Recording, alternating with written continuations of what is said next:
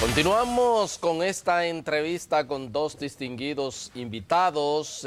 Son ellos el presidente de la Asociación de Profesionales de Aduanas de las Américas, Alfonso Rojas González, y con el presidente de la Asociación de Agentes de Aduanas de Guatemala, el licenciado Víctor Manuel Rivera.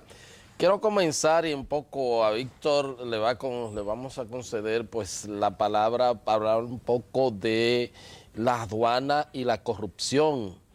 Déjenme contarles, yo no sé si en el caso de aduanas, si en el caso de México sucede así, todavía aquí una persona cuando hay cambios de gobierno, generalmente las personas adeptas al partido que asume el gobierno, siempre de los puestos que más anhelan es que lo nombren, y textualmente lo dicen: yo quiero que me nombren aduana, aunque no sea como director, como el máximo incumbente, para que me vaya bien. O sea, es una fuente de corrupción. Ustedes han tenido una experiencia dramática que le costó pues el puesto a un presidente que guarda prisión, a una vicepresidenta, a la principal o el principal funcionario, y uno me habló fuera de cámaras de unos 40 personas también.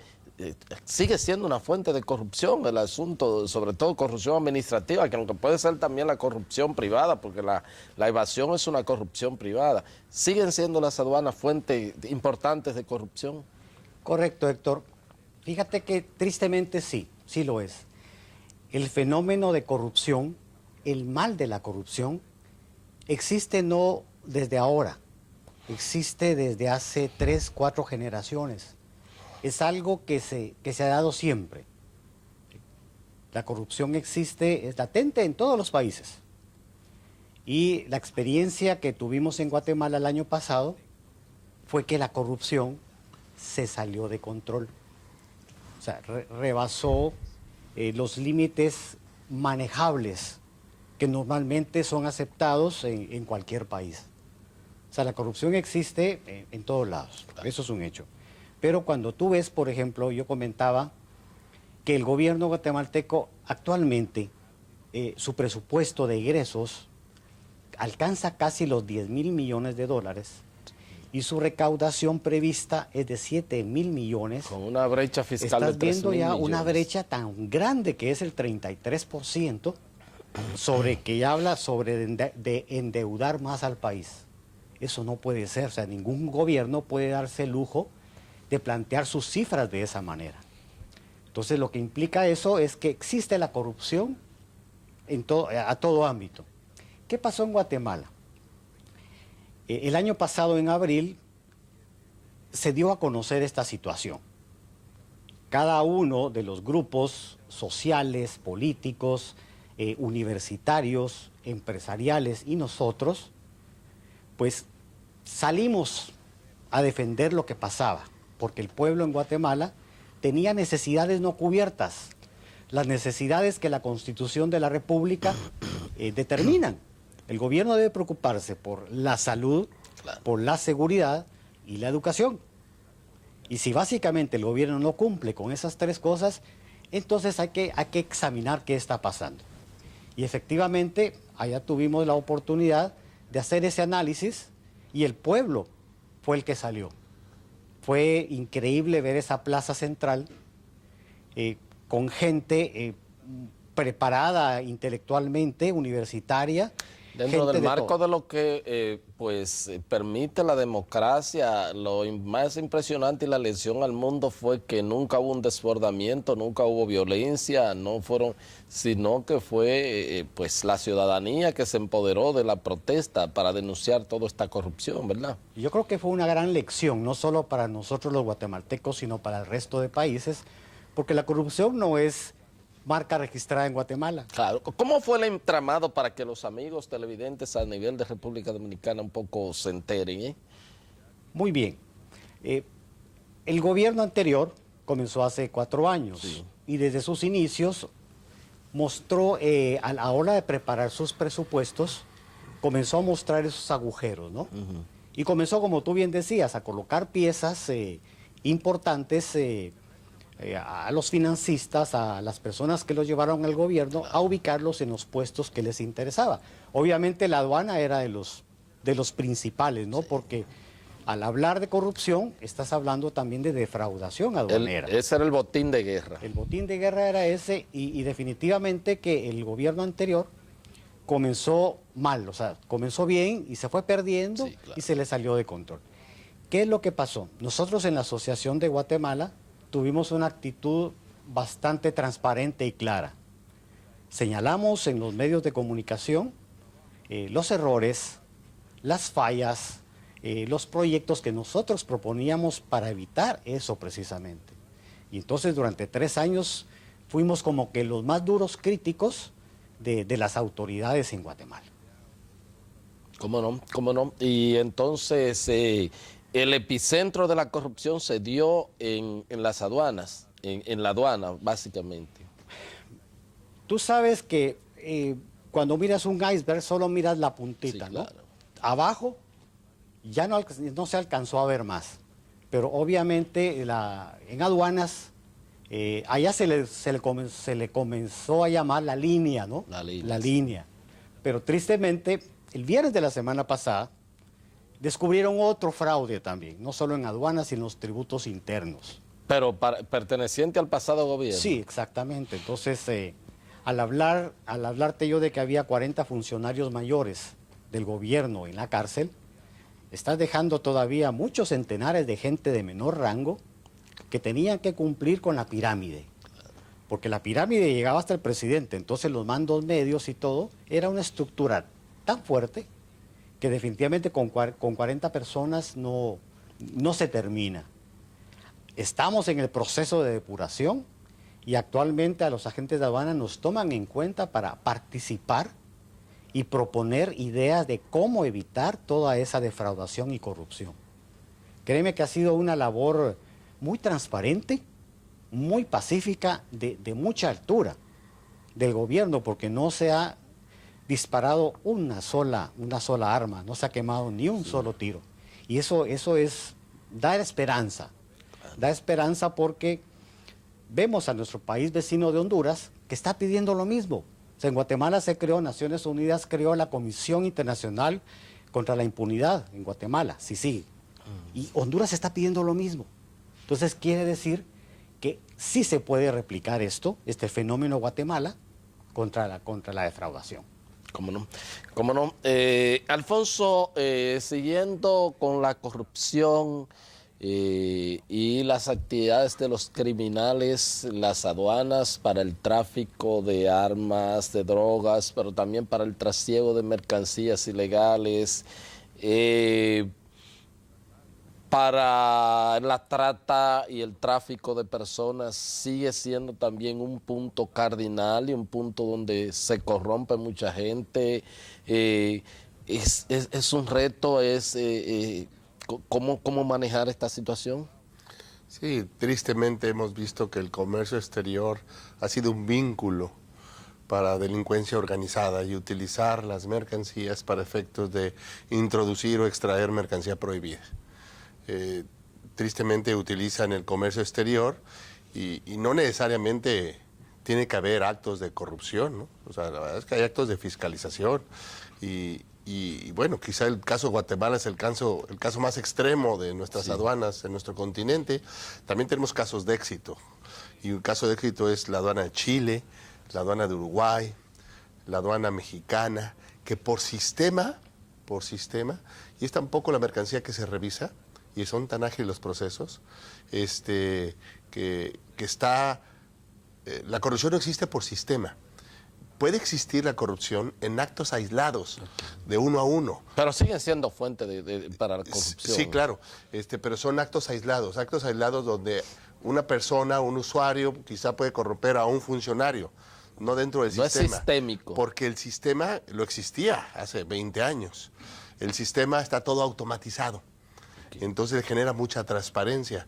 Y lo que tenemos que ir haciendo que todos los países den ese paso a la tecnología para efectos de poder transparentar y quitar discrecionalidad a los procedimientos.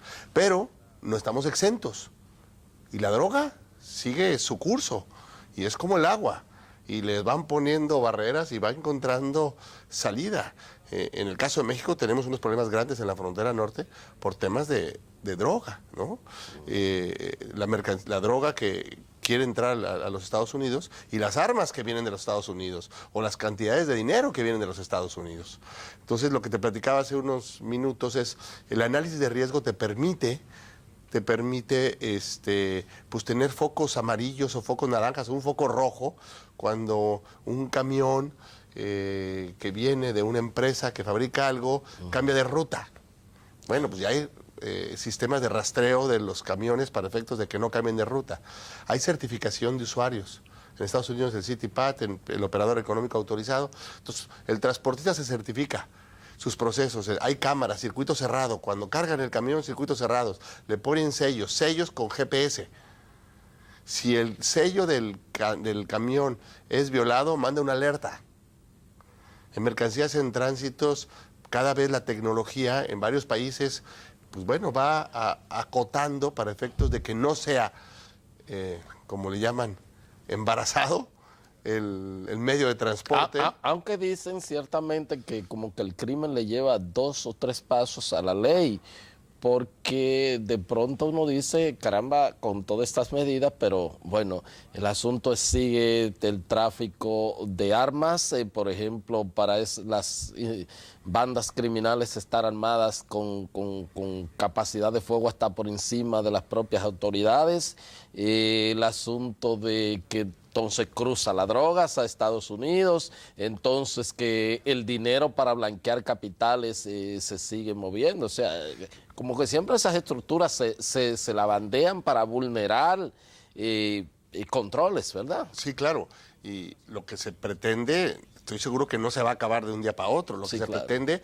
es que no se utilice el comercio exterior con transportistas confiables, con agentes aduanales confiables, quizás aduanas que están haciendo su labor bien, o sea, quizás no se va a acabar, pero quizás pudieran utilizar otros medios. Otros medios es aduana no autorizada, no va en un camión declarado con una mercancía de importación-exportación, pues se utilizan otros medios a través de brechas del río, de manera informal, horarios no hábiles, lugares no autorizados, bueno, el que le llaman el contrabando bronco. ¿Sí? Lo que todos tratamos de evitar en nuestra partecita, que en el comercio exterior documentado, formal, en esa parte podernos blindar y que no se contamine con ese tipo de mercancías. Si no hacemos nada en nuestra partecita, pues vamos a estar contaminados y todos con el riesgo de ser vinculados. Nosotros los agentes aduanales somos los que presentamos a despacho las mercancías y tenemos cierta responsabilidad. Entonces, realmente nuestra parte es en una parte que es el comercio exterior formal, legal, ¿no? Tratar de que haya controles para que aquí no suceda. Seguramente le van a encontrar ciertas áreas y bueno, pasa con los pasajeros. Pasa con los pasajeros. Y he visto análisis de riesgo con información de pasajeros. Hoy por hoy ya saben el pasajero en varios de nuestros países con qué frecuencia va en ese destino, lo amarran, cómo fue comprado su ticket de avión, si fue comprado en efectivo, si lo empatan, si tiene viajes frecuentes a algún país que quizás es conocido de producción de droga y resulta de que no tiene declaración de impuestos. Bueno, a ese pasajero hay que revisarlo y pasarlo al rayos X. Porque ese pasajero es más, o en la paquetería. No es lo mismo revisar un paquete que manda Sony República Dominicana a Sony Chicago, que todos los días le manda un sobre, a un sobre que fue depositado por un desconocido, que nunca utiliza, que pagó en efectivo. Bueno, pues ese paquete pues debe ser revisado con mucho más frecuencia, ese tipo de paquetes, que aquellos que son empresas confiables, empresas que tienen un comercio formal. ¿Cómo no? Porque estuve leyendo un libro y de un autor que se llama Moisés Naín, que creo que es una persona muy, muy versada, creo que es un venezolano, norteamericano, un libro me parece que se llama Ilícito. Y es sobre todas las travesuras, las transacciones que el crimen organizado pues es capaz de movilizar. Y parece que, y él lo dice en el libro, que consustancial al comercio exterior y en la medida en que se van incrementando los intercambios, pues hasta el tráfico de órganos humanos y de todo. De manera que ese es uno de los grandes desafíos, Víctor, del comercio, el crimen, ¿verdad? Que siempre va, pues, tratando de ir acompañado a transacciones transparentes. Es correcto, Héctor. Fíjate que al respecto del tema que estaban hablando también, algo muy importante que no debe perderse de vista es que las normas jurídicas del país deben responder. O sea, no podemos estar hablando de que la Ley Nacional de Aduanas tiene 20 años de existencia. O sea, tiene que haber un proceso de actualización, de reformas, para que vaya respondiendo precisamente a todos esos casos que se van dando. Yo señalaba ayer, por ejemplo, que en Guatemala existe, a la hora de defraudación aduanera, 16 casos que pueden darse. Y como decimos en Guatemala, no sé si aquí lo mencionan, pero decimos, echa la ley, echa la trampa. Sí, así mismo se dice aquí. ¿Verdad? Entonces digo yo, bueno, aquí se dice el que hizo la ley hizo la trampa. Entonces, si estamos hablando de que la ley nuestra salió en el año 2013, seguramente que estos 3 años, pues ya nació la trampa también a eso. Lo que es necesario es tener reformas cada 2 años, cada 3 años, precisamente para ir cortando todos esos hoyos que van quedando dentro del cuerpo jurídico. Nosotros precisamente en Centroamérica tenemos el Código Centroamericano basado en el Código Europeo y está en vigencia desde el 2008. Ya Europa, ya el de ellos, pues ya lo hizo en el 2015. Nosotros ya vamos por el nuevo Código Centroamericano que posiblemente a finales de este año esté, pero que recoge todos los cambios que han habido.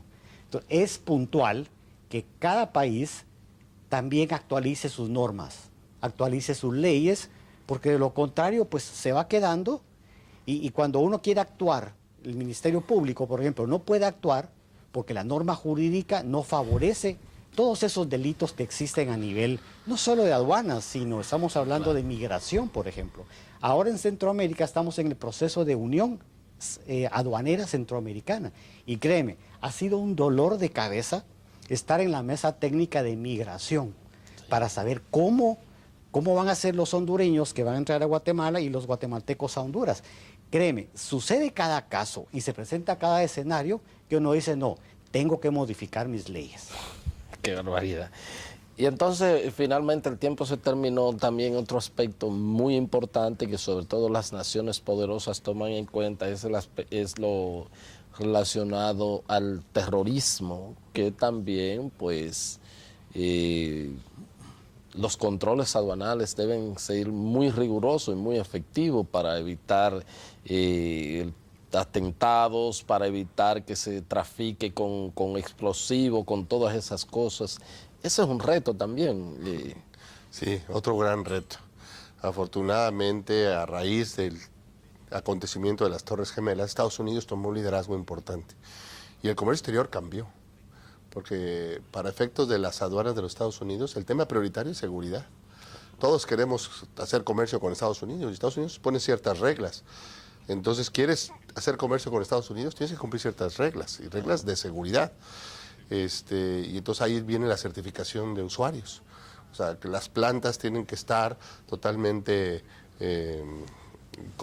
confinadas, con circuito cerrado, con antidoping, la gente que trabaja ahí, los choferes, con sellos inteligentes, registro en cada una de los lugares donde se manipula la carga, para tratar de evitar que dentro de la carga vaya cuestiones que pudieran afectar la seguridad. Y esas normas de seguridad que están en el marco SAFE de la Organización Mundial de Aduanas, que Estados Unidos implementó, han sido copiadas en los diferentes países. Extrapoladas los ¿sí? demás países. Entonces, la verdad es que los estándares de seguridad hemos avanzado mucho en los últimos 15 años, mucho en estándares de seguridad, porque antes antes de lo de los acontecimientos de las Torres Gemelas, no era un tema en las aduanas. Nadie pensaba que podía suceder dentro de en las aduanas algo que tuviera que ver con la seguridad. O sea, desafortunadamente la lección fue muy grande, pero hoy por hoy no quiere decir que se acabaron con todos los casos terroristas, pero las aduanas, como el tema de los pasajeros en los aeropuertos, la seguridad que se ha implementado, y bueno, todo eso es costo, o sea, es costo país, pero bueno, hay que pagar el costo país, desafortunadamente por temas de seguridad. Cómo no, pero ya sí el tiempo se terminó, pero hay una relación directamente proporcional a mayor eficiencia aduanal, a menor trabas burocráticas, mayor expansión del comercio de cada país, mayor crecimiento, mayor dinamismo. Esa es una ecuación así. Sí, totalmente de acuerdo. ¿Qué ha pasado en nuestros países latinoamericanos? Los cargos de los funcionarios de las aduanas normalmente son cargos políticos. No son cargos por carrera, por trayectoria. Entonces, al ser cargos políticos, hay cambios constantes en las cabezas de las aduanas. Y estos cambios constantes, que cada vez que hay un cambio de gobierno federal, que hay cambio, entonces llega gente que no trae ni la experiencia, ni la carrera, ni la preparación, entonces va aprendiendo. Pero en la medida que pasa el tiempo, la curva de aprendizaje es larga y otra vez cambiamos y otra vez. Y eso lo vemos en Se convierte en un círculo vicioso. Sí, entonces. y eso lo vemos en todos nuestros países latinoamericanos. Eso no sucede en otras latitudes. Eso no sucede en grandes economías o en los Estados Unidos, en la Comunidad Europea. Son funcionarios de carrera con trayectorias intachables que van subiendo, van subiendo, van subiendo, ¿no? Hoy por hoy preparamos gente, llega, ya conocen, y cambia el gobierno y se van y llega el nuevo, ¿no? Entonces no avanzamos con el mismo dinamismo que se requiere con los proyectos aduanales que se implementan a nivel mundial por esta curva que estamos teniendo en nuestros países. La politización del servicio aduanal. ¿Es así? Sí. Mira, Héctor, esto es importante porque existe un consenso a nivel mundial. La Organización Mundial de Comercio, a través de su brazo derecho, la Organización Mundial de Aduanas y sus 170 países firmaron un documento, el documento de Bali, en la ronda de Bali hace año y medio, y se creó un documento con 36 propuestas para buscar un equilibrio entre control y seguridad y facilitación. Ya. Porque cada quien jala por su lado. Sí. Entonces, allí se fija ese equilibrio. Ya. Decir, bueno, las reglas están. ¿Qué es lo que hay que hacer? Pues que cada gobierno lo implemente y lo eche a andar. Una gran ventaja es que los organismos internacionales, como Naciones Unidas, como Banco Mundial, como BID, pues ofrecen fondos para implementar todas estas acciones. Lo que se requiere nada más es el cambio de cultura. El cambio de mente de los gobiernos para poder echar a andar precisamente estos procesos que sí existen, pero que porque no conviene o porque no se animan a hacer el cambio, no se echan a andar. Ese es el gran reto que tenemos. Como no, le agradezco sinceramente, le reitero pues que espero hayan tenido una buena estadía aquí en la República Dominicana y ojalá y hagan propicia la ocasión ya para que al margen del trabajo puedan venir con sus familias a compartir al país, ¿verdad? Para que conozcan un poco de nuestra idiosincrasia. Nosotros siempre nos preciamos de, bueno, tenemos tantas bellezas, pero también podemos tener otras cosas que no son tan bellas y también nos interesa que la conozcan, ¿verdad? Así es que muchísimas gracias por venir al país, gracias por venir al programa y entonces le deseo muchos éxitos en sus labores y muchos avances en sus respectivos países. Muchas gracias. Muchas gracias. ¿Cómo no? Feliz día. Gracias a todos ustedes por haber estado con nosotros y será pues hasta otra entrega de su programa de Agenda. Hasta entonces.